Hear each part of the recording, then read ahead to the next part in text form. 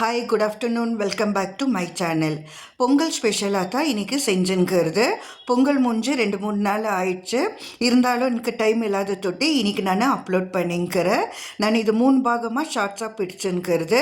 Sweet Pongal, வெண்பொங்கல், உளுத்த வடை எப்படி செய்கிறதுன்ட்டு 3 ஷார்ட்ஸாக நான் பிரித்து போடுறேன். இன்றைக்கி நம்ம ஸ்வீட் பொங்கல் எப்படி செய்கிறதுன்ட்டு பார்த்துக்கலாம். ஃபஸ்ட்டு நம்ம குக்கரில் வெண்பொங்கலுக்கும் ஸ்வீட் பொங்கலுக்கும் ரெண்டும் சேர்த்து நம்ம சிறும்பருப்பு அரிசியை போட்டு வேக வச்சுக்கணுமா இருக்குது. அதுக்கு தேவையாக இருக்கிறது 3/4 கிளாஸு சிறும்பருப்பு நான் எடுத்துன்னுக்கிறேன். பச்சை வாசனை போகிற வரைக்கும் நல்லாவே வதக்கி எடுத்துக்கணுமா இருக்குது ஸ்லோ ஃப்ளேமில். இப்போ பச்சை வாசனை போயிட்ட பிறகு ஸ்டவ் ஆஃப் பண்ணிவிட்டு நான் எந்த கிளாஸில் சிறும்பருப்பு எடுத்துன்னுக்கிறேனோ அந்த கிளாஸில் 2 கிளாஸ் நான் அரிசி எடுத்துன்னுக்கிறேன். அரிசி எடுத்துட்ட பிறகு நல்லாவே வாஷ் பண்ணிவிட்டு இப்போ நம்ம தண்ணியை நம்ம சேர்த்துக்கணுமா இருக்குது. 2.25 கிளாஸ் அளவு அரிசியோ பருப்போ நான் எடுத்துன்னுக்கிற தொட்டு அதுக்கு 2 பாகமாக 11 கிளாஸ் நான் தண்ணியை சேர்த்துக்கிறேன். கொஞ்சம் பெரிய குக்கரில் தான் நீங்கள் செய்யணுமா இருக்கும், இல்லைனாக்கா விசில் வரக்குள்ளே உங்களுக்கு தண்ணியெல்லாம் வெளியே வந்துடும். இப்போ பாருங்கள், ஒரு 2-3 விசில் விட்டு நான் எடுத்துக்கிறேன்.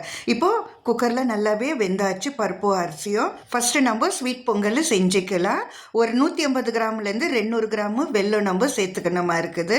இந்த மாதிரி பொடி பொடியாக கட் பண்ணி சேர்த்துக்கணுமா இருக்குது. எனக்கு கருப்பட்டி எனக்கு கிடைக்கல, அதனால் எனக்கு வெள்ளமே நான் போட்டு கொஞ்சமாக நான் தண்ணி விட்டு நல்லாவே பாவு காசி எடுத்துக்கணுமா இருக்குது. ஏன்னா வெடிக்கட்டக்குள்ளே நம்மளுக்கு அதில் குட்டி குட்டி கல் மண் எதுனா இருந்துச்சுன்னா வந்துடும். இப்போ பாருங்கள், அரிசி நல்லாவே கொலியாக வெந்தாச்சு. ஒரு பேன் நல்லா ஹீட் ஆகிட்ட பிறகு ஒரு 3 டேபிள் ஸ்பூனு எண்ணெய், 3 டேபிள் ஸ்பூனு கீ சேர்த்துக்கணுமா இருக்குது. உங்களுக்கு கீலே பண்ணனா கூட ஓகே. நான் எண்ணெயோ கீயோ சேர்த்துக்கிறேன். நல்லா காஞ்சிட்ட பிறகு நல்லா தாராளமாகவே முந்திரியோ திராட்சையோ சேர்த்து நல்லா வதக்கிக்கணுமா இருக்குது. இப்போ உங்களுக்கு எவ்வளோ தேவையாக இருக்குதோ ஸ்வீட் பொங்கலுக்கு அவ்வளோ வேக வச்ச அரிசியோ பருப்போ நம்ம இதிலே சேர்த்துக்கலாம். வெடிக்கட்டி வச்ச அந்த வெள்ளை தண்ணியும் சேர்த்துட்டு நல்லாவே மிக்ஸ் பண்ணி எடுத்துக்கணுமா இருக்குது. இது கூட நான் பால் சேர்க்குறேன், நல்ல 1 கிளாஸ் அளவு. நீங்கள் சேர்த்து பாருங்கள், உண்மையில் ரொம்பவே டேஸ்டியாகவே இருக்கும். இந்த நேரத்தில் ஒரு 3 ஏலக்காய் நல்லாவே இடித்து சேர்த்துக்கணுமா இருக்குது.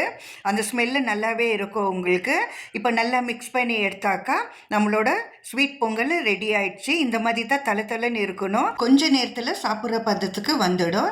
நெக்ஸ்ட் ஷார்ட்ஸில் வெண்பொங்கல் எப்படி செய்கிறதுன்ட்டு பார்த்துக்கலாம்.